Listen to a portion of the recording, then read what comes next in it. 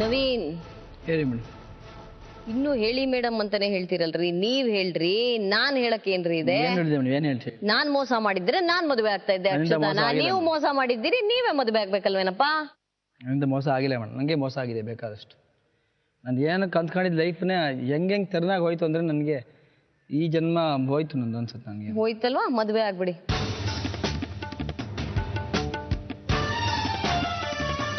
ಅವ್ರ ಹತ್ರ ಎಲ್ಲ ಇದೆ. ಅಬಾರ್ಷನ್ ನೀವು ಸೈನ್ ಮಾಡಿದ್ದು, ನೀವು ಮಾತಾಡಿರೋದು, ನಾನೇ ತಂದೆ ಅಂತ ಹೇಳ್ಕೊಂಡಿರೋದು, ಎಲ್ಲದಕ್ಕೂ ಆಧಾರ ಇಟ್ಕೊಂಡಿದ್ದಾರೆ ಅವರು. ನಿಮ್ ಐಡೆಂಟಿಟಿ ಕಾರ್ಡ್ ಅವ್ರ ಮನೇಲಿ ಸಿಗತ್ತೆ ನಮಗೆ. ಹೇಗ್ ತಗೊಂಡೋದ್ ಅವ್ರಿಗೆ ಕೇಳ್ಬೇಕು. ಹೇಗ್ ತಗೊಂಡೋದ್ರು ಅಂದ್ರೆ ನಿಮ್ಮನೆ ದಾರಿ ನೀವೇ ತೋರಿಸಿರ್ಬೇಕು. ಅವ್ರ ಮನೆಗೆ ಬರ್ತೀನಿ ಅಂತ ನೀವೇ ಪದೇ ಪದೇ ಫೋನಲ್ಲಿ ಹೇಳ್ತಾ ಇದ್ದೀರಿ. ಇಲ್ಲ ಅಂತ ಹೇಳ್ಬಿಟ್ರೆ ಕೊಡ್ತಿರೋ ಹಿಂಸೆಗಳು ತಾಳಕ್ಕಾಗದೆ ನೀನ್ ಮಾತಾಡ್ಬೇಕನ್ನೋ ಕಾರಣ ಕೇಳ್ತಿದ್ದೆ, ಬಿಟ್ರೆ ಬೇರೆ ಏನ್ ಹೇಳಿಲ್ಲ. ಏನ್ ಹಿಂಸೆ? ಸುಮ್ನೆ ಯಾಕ್ರಿ ಹಿಂಸೆ ಕೊಡ್ತಾರೆ? ಅವ್ರು ಆ ಹುಡುಗರಿಗೆಲ್ಲ ಕೊಡ್ಬೋದಾಗಿತ್ತಲ್ಲ ಹಿಂಸೆ. ನಿಮ್ಮನ್ನೇ ಹುಡುಕಿ ಯಾಕೆ ಹಿಂಸೆ ಕೊಡ್ತಾರೆ? ನೀವು ಯಾವ ಊರಿನ ರಾಜ್ಕುಮಾರ್ ಅಂತ ನಿಮ್ಮನ್ನ ಹುಡುಕಿ ಕೊಡ್ಬೇಕಪ್ಪ ಹಿಂಸೆ? ಅಲ್ಲಿ ಎಷ್ಟು ಜನ ಹುಡುಗರಿದ್ದಾರೆ ಬೆಂಗಳೂರಿನ ಹುಡುಗರು ಕಮ್ಮಿನ ನಮಗೆ? ನಿಮ್ಮನ್ನೇ ಹುಡುಕಿ ಯಾಕಪ್ಪ ಕೊಡ್ತಾರೆ? ನಿಮಗೆ ಅವ್ರಿಗೆ ಯಾವುದೇ ಸಂಬಂಧ ಇಲ್ಲ ಅಂದ್ರೆ ಆಕೆ ನಿಮ್ಮನ್ನೇ ಯಾಕೆ ಹುಡ್ಕೊಂಡು ಬರ್ಬೇಕು? ಅವ್ರ ಲೈಫ್ ಸರಿ ಮಾಡ್ಕೊಳಕ್ಕೆ ನಾವು ಬಲಿಯಾಗಿದ್ದೀವಿ ಅಷ್ಟೇ, 100%. ನೀನ್ ಬಲಿಯಾಗಿಲ್ಲ, ಅವಳು ಬಲಿಯಾಗಿರೋದು. ನಿಮಗೂ ಅಗತ್ಯ ಆಯ್ತು, ಅವ್ರಿಗೂ ಅಗತ್ಯ ಆಯ್ತು. ಆಟ ಆಡ್ಬಿಟ್ಬಿಡೋಣ ಅಂತ ನೀವ್ ಅನ್ಕೊಂಡ್ರೆ ಅವ್ರು ಬಿಡ್ತಿಲ್ಲ ಅಷ್ಟೇ. ನಿಮ್ಮ ಮರ್ಯಾದೆ, ನಿಮ್ಮ ಕೆಲಸ ಎಲ್ಲವನ್ನ ಕಾಪಾಡಿಕೊಳ್ಳೋ ಉಪಾಯ ಒಂದು ಹೇಳ್ತೀನಿ. ಹೋಗ್ಲಿ ಸಾಕು. ಇಲ್ಲ ಅದು ಯಾವುದು ಬೇಡ ನನಗೆ, ಅದರ ಜೀವನನೇ ಬೇಡ. ಕೊಟ್ಟಿರೋ ಹಿಂಸೆನ ಅವರು ನನ್ನನ್ನೇ ನಾನೇ ಬಲಿ ಆಗ್ತಾ ಇರ್ಬೇಕಾದ್ರೆ ನಾನು ಅದನ್ನ ಅನುಭವಿಸಕ್ಕೆ ಇರೋ ವಿಚಾರ ಅಷ್ಟೇ. ಹೇಳು, ಒಂದೇ ಒಂದು ರೀಸನ್ ಕೊಡು, ಕರೆಕ್ಟ್ ಆಗಿ ರೀಸನ್ ಕೊಡು. ನಾನು ನಿನಗೆ ಹಿಂಸೆ ಮಾಡ್ತಾ ಇರೋದನ್ನ ನೀವು ಒಂದು ಮೊದಲೇ ಕಾಲ್ ಮಾತಾಡ್ತಿದ್ರು ಅಷ್ಟೇ. ಯಾವಾಗ ನಾನು ಕಾಲ್ ರಿಸೀವ್ ಮಾಡ್ತಾ ಇಲ್ವೋ ಆಗಲೇ ಸ್ಟಾರ್ಟ್ ಆಯ್ತು ನನಗೆ ಹಿಂಸೆ. ಅಲ್ಲಿಂದ ನನಗೆ ಇಲ್ಲಿವರೆಗೆ ಹಿಂಸೆ ಆಗಿದೆ.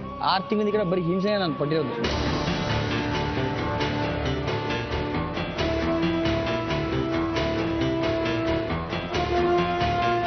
ಮೇಡಮ್ ನಿಮ್ಗೆ ಏನ್ ಅನ್ಸುತ್ತೆ ಮೇಡಮ್, ಯಾವ ರೀತಿ ಪರಿಹಾರ ಸಿಗುತ್ತೆ ಅಕ್ಷತಾ? ಕೋರ್ಟಿಂದ ಒಂದು ಅನ್ಯಾಯ ಆಗಿದ್ದಕ್ಕೆ ಅವರು ಕಾಂಪನ್ಸೇಷನ್ ಕೇಳ್ಬೋದು.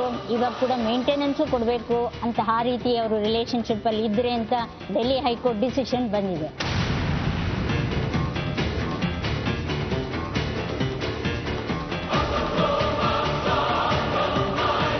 ನನಗೆ ಈ ವಿಷಯ ನೋಡ್ತಾ ಇರ್ಬೇಕಾದ್ರೆ ಅನ್ಸ್ತಾ ಇದೆ, ಅವರು ನವೀನ್ ಮಾತಾಡ್ತಿರೋದು ನೋಡಿದ್ರೆ ಎಕ್ಸಾಕ್ಟ್ ಆಗಿ ಅವರೇ ಅಪರಾಧಿನ ತುಂಬಾ ಚೆನ್ನಾಗಿ ಗೊತ್ತಾಗುತ್ತೆ. ಒಬ್ಬ ಟೀಚರ್ ಆಗಿ, ಒಬ್ಬ ಯೋಗ ಗುರು ಆಗಿ ಆತ ಮಾಡ್ತಿರೋದು ಸರಿಯಲ್ಲ. ಯಾಕಂದ್ರೆ ಆತನ ಪ್ರೊಫೆಷನ್ಗೂ ಅದು ತಕ್ಕದ್ದಾಗುತ್ತಲ್ಲ. ರೆಸ್ಟ್ಲೆಸ್ ಆಗಿದ್ದಾರೆ ಅನ್ಸುತ್ತೆ. ಹೌದು, ಎಕ್ಸಾಕ್ಟ್ಲಿ. ನಾವು ಒಂದು ತಪ್ಪನ್ನ ಮಾಡಿರ್ತೀವಿ, ಅದನ್ನ ಒಪ್ಕೊಳಕ್ ನಮ್ಗೆ ಯಾಕೆ ಸಂಕೋಚ, ಬೇಜಾರು ಅಥವಾ ಈಗೋ ಪ್ರಾಬ್ಲಮ್ ಆಗುತ್ತೆ? ಮೇಡಮ್ ಅವ್ರಿಗೆ ಸಮಾಜದಲ್ಲಿ ಒಂದ್ ಒಳ್ಳೆ ಸ್ಥಾನ ಇದೆ ಮೇಡಮ್, ಅದನ್ನ ಅವ್ರು ಕಳ್ಕೊಡ್ತಾರೆ ಅಂತ ಅವ್ರಿಗೆ ಭಯ ಇದೆ ಅಂತ ನನ್ಗೆ ಅನ್ಸ್ತಾ ಇದೆ. ಅಲ್ಲ, ಈಗ ಎಲ್ಲಾ ರೀತಿಯಲ್ಲೂ ಗೊತ್ತಾಗ್ತಾ ಇದೆ ತಪ್ಪು ಮಾಡಿದ್ದಾರೆ ಅಂತ. ಅಂದ್ರೆ ಒಂದ್ ರೀತಿ ರೆಡ್ ಹ್ಯಾಂಡೆಡ್ ಆಗಿ ಸಿಕ್ಕಾಕೊಂಡ ಮೇಲೂ ಈ ತರ ಸುಳ್ಳು ಹೇಳಕ್ಕೆ ಏನ್ ಕಾರಣ ಅಂತ ಅನ್ಸುತ್ತಮ್ಮ? ಹೆಣ್ಮಕ್ಳ ಮೇಲೆ ನಾವು ಸೋಲ್ತೀವಿ ಅಂತ ಅವ್ರಿಗೆ ಭಯ ಇರ್ಬೇಕು ಮೇಡಮ್. ಅದಕ್ಕೆ ಇದೇ ತರದ ಒಂದು ಪರಿಸ್ಥಿತಿ ನಿಮಗ್ ಬಂದ್ರೆ ನೀವು ಅಕ್ಷತಾ ಆಗಿದ್ರೆ ಏನ್ ಮಾಡ್ತಾ ಇದ್ರಿ? ಏನಂದ್ರೆ ಈಗಿನ ಕಾಲದಲ್ಲಿ ಹುಡುಗಿಯರು ಜೀವನ ಸಾಗಿಸೋದೇನು ಕಷ್ಟ ಅಂತ ಹೇಳಕ್ಕಾಗಲ್ಲ. ಅವ್ರಿಗೆ ಸಾವಿರಾರು ದಾರಿ ಇರುತ್ತೆ. ಅಂದ್ರೆ ಭಯ ತಗೋಬಾರ್ದು. ಅವ್ನ್ ಬಿಟ್ರೆ ನನ್ಗೆ ಬೇರೆ ಇಲ್ಲ ಅಂತ ಬಿಟ್ಬಿಟ್ಟು ಜೀವನ ಸಾಗಿಸೋಕೆ ಬೇರೆ ದಾರಿನ ಹುಡುಕೋಬೇಕು. ಅಕ್ಷತಾ ಇರಬಹುದು, ನೀವೇ ಇರಬಹುದು. ಅದು ಯಾವುದೋ ಒಬ್ಬ ಹುಡುಗ ಇಷ್ಟ ಆಗ್ಬಿಡ್ತಾನೆ, ಅವನನ್ನ ಪಡ್ಕೊಳಕ್ಕೆ ಹರಸಾಹಸ ಮಾಡ್ತೀರಿ, ಸಿಗಲ್ಲ. ಆಗ ಈ ರೀತಿಯ ಒಂದು ತಂತ್ರವನ್ನ ಹೂಡ್ತೀರಾ? ಎಲ್ಲರೂ ಮಾಡ್ತಾರೆ ಅಂತ ಹೇಳಕ್ಕಾಗಲ್ಲ, ಎಲ್ಲರೂ ಮಾಡಲ್ಲ ಅಂತ ಹೇಳಕ್ಕಾಗಲ್ಲ. ಕೆಲವರು ಮೈಂಡ್ ಇರುತ್ತೆ. ಇಷ್ಟು ದೂರ ಅವರು ಮೀಡಿಯಾವರೆಗೂ ಬಂದಿದ್ದಾರೆ ಅಂದ್ರೆ ಅವ್ರದ್ದು ತಪ್ಪಂತ ಏನು ಅನ್ಸಕ್ಕಾಗಲ್ಲ. ಸತ್ಯ ಅಂತಾನೆ ಅನ್ಸುತ್ತೆ. ಗಂಡ್ ಮಕ್ಳು ಯಾರಾದ್ರೂ ಹೇಳಿ ನವೀನ್ ಏನು ತಪ್ಪು ಮಾಡಿಲ್ಲ ಅಂತ ಯಾರಾದ್ರೂ ಅನ್ಸುತ್ತಾ? ಇಲ್ಲ ಮೇಡಮ್, ನವೀನ್ ತಪ್ಪೇ ಮಾಡವನೆ. ಯಾಕಂದ್ರೆ ಅವ್ನ ಪೇಸೆ ಹೇಳ್ತಾ ಐತೆ ತಪ್ಪು ಮಾಡಿಲ್ಲ ಅಂತ ಯಾರಾದ್ರೂ ವಾದಿಸ್ತೀರಾ? ಯಾರು ಇಲ್ಲ. Okay, so the jury is with me. I am convinced ಮದುವೆ ಆಗ್ಬಿಡ್ರಿ. ಇಲ್ಲ ಮೇಡಮ್, ಅದು ಆ ಥರ ಆಗಲ್ಲ. ಲೈಫೇ ಹೋಗ್ತೀನಿ ಹಾಗಂತ ನಾವು ಇಲ್ಲಿ ಕೂರ್ಸ್ಕೊಂಡು ಊಟ ಹಾಕಕ್ಕಾಗಲ್ಲ ನಿಮ್ಗೆ. ಇಲ್ಲ, ಹೋಗಿ ಜೀವನ ಮಾಡಿ. ಇಲ್ಲ, ಸಾಧ್ಯನೇ ಇಲ್ಲ ಮೇಡಮ್.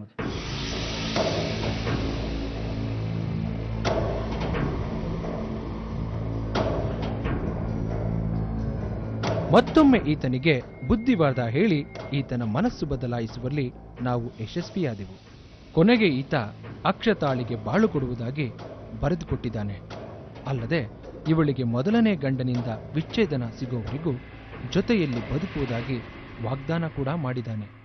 ನನ್ನಿಂದ ಅದು ಯಾವ ರೀತಿ ತಪ್ಪಾಗಿದೆ ಅಂತ ನಂಗೆ ಗೊತ್ತಾಗಲಿಲ್ಲ. ಆದರೆ ಈ ತಪ್ಪನ್ನ ಅವ್ರು ಹೇಳ್ತಾ ಇದ್ದಾರೆ. ಆದರೆ ಅವ್ರ ಜೀವನಕ್ಕೆ ಅವ್ರು ನನ್ನಿಂದ ತೊಂದರೆ ಆಗಿದೆ ಅವ್ರು ಹೇಳ್ತಾ ಇದ್ದಾರೆ. ನನ್ನಿಂದ ಅವ್ರ ಜೀವಕ್ಕೆ ತೊಂದರೆ ಆಗಿದ್ರೆ ಅಥವಾ ಅವ್ರು ಹೇಳ್ತಿರೋದೇ ಆಗಿದ್ರೆ ನಾನು ಅವ್ರ ಜೀವನ ಸರಿಯಾಗಿರೋಕ್ಕೆ ಯಾವ ರೀತಿ ಬೇರೆ ವ್ಯವಸ್ಥೆಗಳನ್ನ ಹಣಕಾಸಿನಾಗಲಿ ಜೀವನ ಮಾಡೋಕ್ಕೆ ಏನು ಬೇಕೋ ಆ ವ್ಯವಸ್ಥೆ ನಾನು ಮಾಡಿಕೊಡ್ತೀನಿ. ಅದ್ರಲ್ಲಿ ನಾನು ಯಾವುದೇ ರೀತಿಯ ಹೇಳಿದ್ಮೇಲೆ ನಾನು ತಪ್ಪನ್ನೇ ಮಾಡೋಕ್ಕೆ ಹೋಗಲ್ಲ. ಈ ಶೋಗೆ ಬಂದು ಒಳ್ಳೇದಾಯ್ತು ನನಗೆ. ಇನ್ಮೇಲೆ ಇವ್ರ ಮೇಲೆ ನಂಬಿಕೆ ಇದೆ, ಇವ್ರು ಹೆಂಗೆ ಹೇಳ್ತಾರೋ ಹಾಗೆ. ಪ್ರೀತಿಯ ವೀಕ್ಷಕರೇ, ಇವತ್ತಿನ ಕಥೆಯಲ್ಲಿ ಅಕ್ಷತಾನ ನಾನು ಹೊಗಳಬೇಕೋ ಅಥವಾ ಅವಳಿಗಾಗಿ ನಾನು ಅನುಕಂಪವನ್ನ ತೋರ್ಬೇಕು ನನಗೆ ಗೊತ್ತಾಗ್ತಾ ಇಲ್ಲ. ಅನುಕಂಪವನ್ನ ಯಾತಕ್ಕಾಗಿ ಅಂದ್ರೆ ಹೀಗೆ ಮೋಸ ಹೋಗಿದ್ದಕ್ಕಾಗಿ.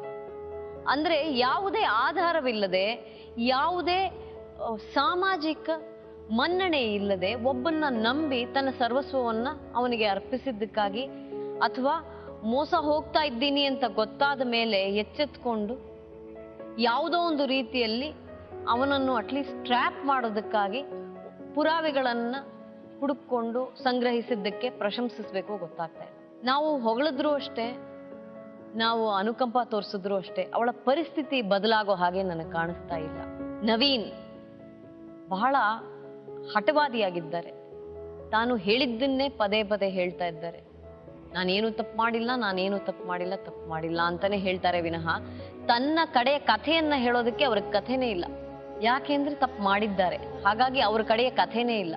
ಸಾಮಾನ್ಯವಾಗಿ ಯಾವುದಾದ್ರೂ ಒಂದು ವಿಷಯವನ್ನ ತೆಗೆದುಕೊಂಡಾಗ, ಸಮಸ್ಯೆಯನ್ನ ತೆಗೆದುಕೊಂಡಾಗ ಎರಡು ಮುಖಗಳಿರುತ್ತೆ. ಈ ಸಮಸ್ಯೆಗೆ ಇರೋದೇ ಒಂದು ಮುಖ, ಅದು ಅಕ್ಷತಾ ಹೇಳ್ತಾ ಇರುವಂತದ್ದು. ಜೊತೆಗೆ ತಮಗೆ ಕೇಳಿಸೋಕಾಗದೇ ಇರುವಂತಹ ಕೆಲವೊಂದು ಸಂಭಾಷಣೆಗಳನ್ನ, ಅವರಿಬ್ಬರ ನಡುವೆ ನಡೆದಂತಹ ಸಂಭಾಷಣೆಗಳನ್ನ ನಾನು ಕೂತು ಕೇಳಿದೆ. ಬಹಳ ಅಶ್ಲೀಲವಾಗಿದೆ, ಸಾರ್ವಜನಿಕರ ಮಧ್ಯೆ ಕೇಳಿಸುವಂತಹ ಸಂಭಾಷಣೆಗಳಲ್ಲ. ಯಾವುದೇ ಒಬ್ಬ ಪುರುಷ ಮತ್ತು ಸ್ತ್ರೀ ಆ ಮಟ್ಟಿಗೆ ಮಾತಾಡಬೇಕು ಅಂದ್ರೆ ಅವರ ನಡುವೆ ಅಗಾಧವಾದ ಸಂಬಂಧ ಇದ್ರೆ ಮಾತ್ರ ಹಾಗೆ ಒಬ್ಬ ಪುರುಷ ಒಬ್ಬ ಸ್ತ್ರೀ ಹತ್ರ ತನ್ನ ಅತ್ಯಂತ ವೈಯಕ್ತಿಕ ವಿಚಾರಗಳನ್ನ ಮಾತಾಡೋದಕ್ಕೆ ಸಾಧ್ಯ. ಆ ಒಂದು ವಿಚಾರವನ್ನ ಇಟ್ಕೊಂಡೆ ನವೀನ್ ಮತ್ತು ಅಕ್ಷತಾಗೆ ಸಂಬಂಧ ಖಂಡಿತ ಇದ್ದೇ ಇದೆ ಅನ್ನೋದನ್ನ ತೀರ್ಮಾನವಾಗಿ ಹೇಳ್ಬಹುದು. ಕಾನೂನು ರೀತಿಯಾಗಿ ಈ ಇಡೀ ಸಮಸ್ಯೆಯನ್ನು ನೋಡ್ಬೇಕು ಅಂತ ಆದ್ರೆ, ಅಥವಾ ಇದರ ಪರಿಹಾರವನ್ನ ಹುಡುಕ್ಬೇಕು ಅಂತ ಆದ್ರೆ, ಅಕ್ಷತಾಳಿಗೆ ಇನ್ನೂ ಕಾನೂನು ಪ್ರಕಾರವಾದ ವಿಚ್ಛೇದನೆ ಮೊದಲನೇ ಮದುವೆಯಿಂದ ಸಿಕ್ಕಿಲ್ಲ. ಹಾಗಾಗಿ ಮತ್ತೊಂದು ಮದುವೆಯನ್ನ ಮಾಡಿಸುವ ಪರಿಸ್ಥಿತಿಯಲ್ಲಿ ನಾವಿಲ್ಲ. ಆಕೆಗೆ ಆ ವಿಚ್ಛೇದನ ನಡೆದ ನಂತರವೇ ಮತ್ತೊಂದು ಮದುವೆಯನ್ನು ನಾವು ಮಾಡಿಸೋದಕ್ಕೆ ಸಾಧ್ಯ. ಇಲ್ಲಿ ನಾನು ನವೀನ್ಗೆ ಬುದ್ಧಿ ಹೇಳಲು ಮಾತ್ರ ಸಾಧ್ಯ. ನನ್ನ ಕೈಲಾದ ಮಟ್ಟಿಗೆ ನಾನು ಬುದ್ಧಿ ಹೇಳಿದ್ದೀನಿ. ಸಮಾಧಾನ, ಭೇದ, ದಂಡ ಅಂತ ಹೇಳ್ತಾರೆ. 4 ರೀತಿಯಲ್ಲಿ ಪ್ರಯತ್ನ ಮಾಡಿ ಬುದ್ಧಿ ಹೇಳಿದ್ದೀನಿ. ಸೋತು ಮದುವೆ ಆಗ್ತಾರೆ ಅಂತ ನನಗನ್ಸುತ್ತೆ. ಆಗುವ ಒಂದು ಪರಿಸ್ಥಿತಿಯನ್ನ ನಾವು ನಿರ್ಮಾಣ ಮಾಡಿದ್ದೀವಿ. ಅಕ್ಷತಾಳ ಭವಿಷ್ಯ ಚೆನ್ನಾಗಿರ್ಲಿ. ನವೀನ್ ಮತ್ತು ಅಕ್ಷತಾ ಇನ್ನು ಮುಂದೆ ಆದರೂ ಕೈ ಜೋಡಿಸಿ ಗಂಡ ಹೆಂಡತಿ ಆಗಿ ಬದುಕಲಿ ಅನ್ನೋದು ನಮ್ಮ ಆಶಯ. ಇವತ್ತಿನ ಕಾರ್ಯಕ್ರಮದ ಉದ್ದೇಶವೂ ಅದೇ ಆಗಿತ್ತು. ಮತ್ತೊಂದು ಸಂಚಿಕೆಯಲ್ಲಿ ನಿಮ್ಮೆಲ್ಲರನ್ನ ಭೇಟಿಯಾಗ್ತೀನಿ.